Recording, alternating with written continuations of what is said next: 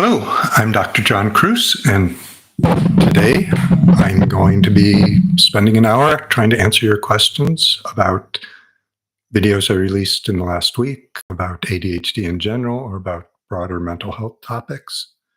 A reminder, there is a subreddit for discussion about any of the videos or ADHD topics in general, and an announcement, and I put the link to it in the chat. 4 weeks from now, on the, I think, 28th of August, this exact same Tuesday time, I will be presenting the webinar for ADHD magazine about medications for ADHD. So that will replace this hour, but that is a live, free presentation and question and answer at the end of that. So the two videos released this week, one was a new one, Science Under Attack, and the other one was an older one called Diagnosing ADHD. I will summarize each of them in a minute or two and then jump onto the questions.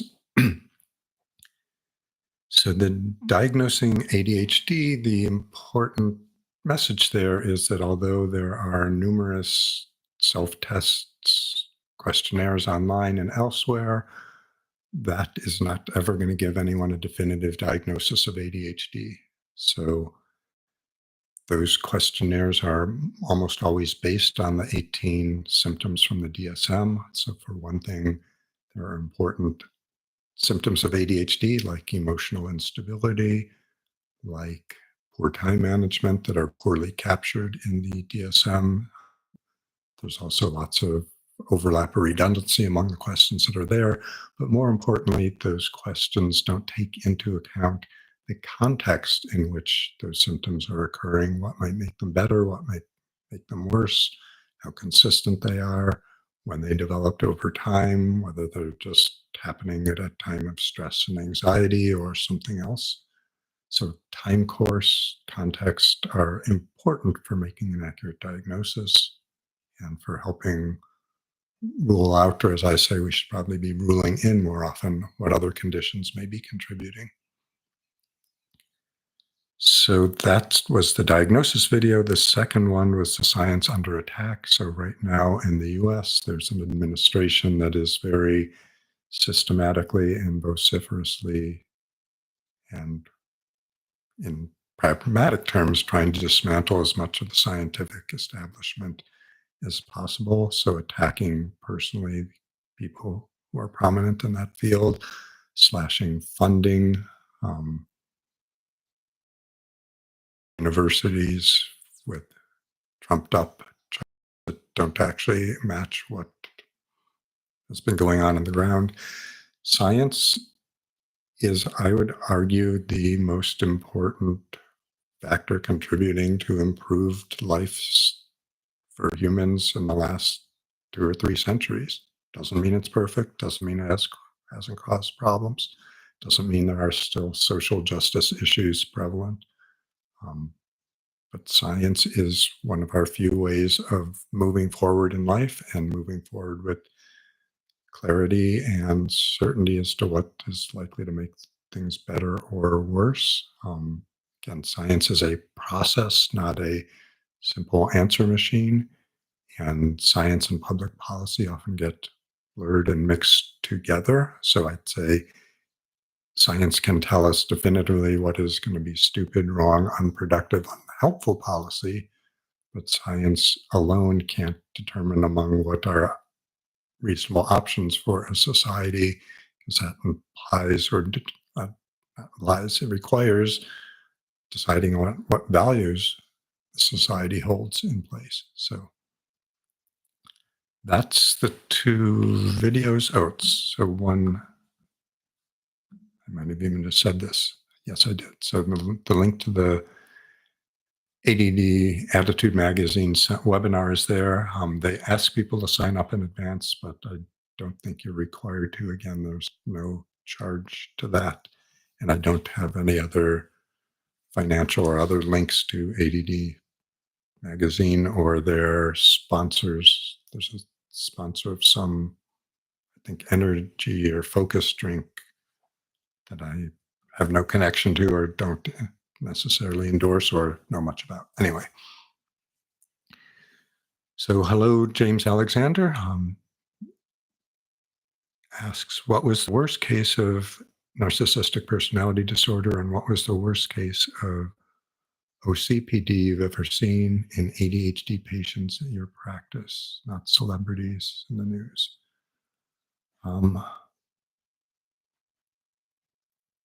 So worst, I'd say worst is a judgmental term, but also I'd say more importantly, worst in terms of causing me distress, worst in terms of causing the person distress, worst in terms of causing people in the world around them distress. My observation is that although in the last 5 years there's been lots of attention to narcissistic personality disorder, and in some ways I think that's actually positive because it has, I think, lowered the barrier towards people with extreme narcissism accepting your treatment. There's sort of a cachet to it now almost, even though most of it is framed negatively. But up until that time, almost anyone that I worked with that you presented the possibility that narcissism was a significant part of their trouble with interacting with the world, as that would lead them to abandoning treatment. OCPD. I mean, I can think of a person with OCPD and some ADHD as well who literally would spend 2 or 3 hours each day before she could leave her house lining up the product in her shower. It had to be aligned the exact same way. Things on the shelves in her kitchen had to be aligned. The labels had to be correctly, precisely at the exact angle left. Otherwise, something horrible would happen. This individual also had curly hair, which she felt was a disability in itself, and had gone to more than 60 different hairstylists and had only found one in the Bay Area who she felt could adequately treat her hair. Ironically, or maybe not, she wore a baseball cap all the time anyway, so most of her hair wasn't even visible, but that had significantly impaired her ability to go out and interact with the world. Trying to think of extremes of narcissism. I guess what I'd say there is I'm not coming up with good examples, and I'm also thinking of, probably because of what's going on in my practice right now, individuals with amphetamine-induced psychosis or other psychotic disorders where a significant part of psychosis is often narcissistic beliefs that I'm so special, that special forces are doing extremely intricate, involved surveillance, interference, manipulation with my life to disrupt my life. I'll just stop there. Hello, Dennis. Dennis is curious about how the funding cuts will affect researchers. I feel for them. They're some of the most hardworking individuals. Yeah, I mean, this is just an incredibly short-sighted. I mean, one is that there will be direct implications for the economy. So it's not just we are eliminating thousands and thousands of jobs. It's those jobs, those people supported other industries, supported people who made laboratory research products, people who the janitor comes into the building. It's just, so the actual direct economic impact is going to be huge. The brain drain is huge, telling people we don't want intelligent people coming into our country, which is explicitly what Trump has been saying and trying to change immigration policy.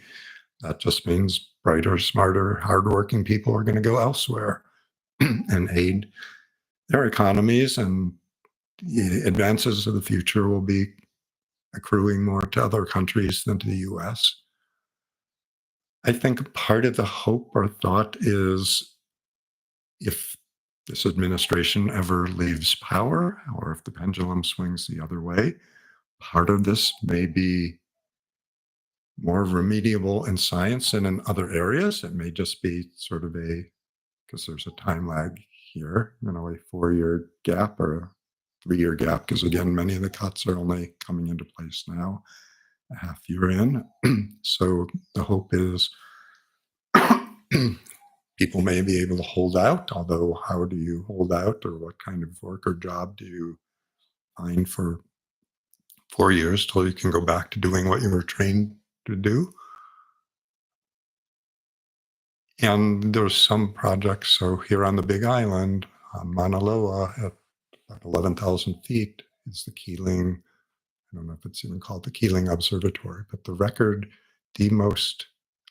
longest term, most consistent monitoring of carbon dioxide concentrations on the planet is here on this island.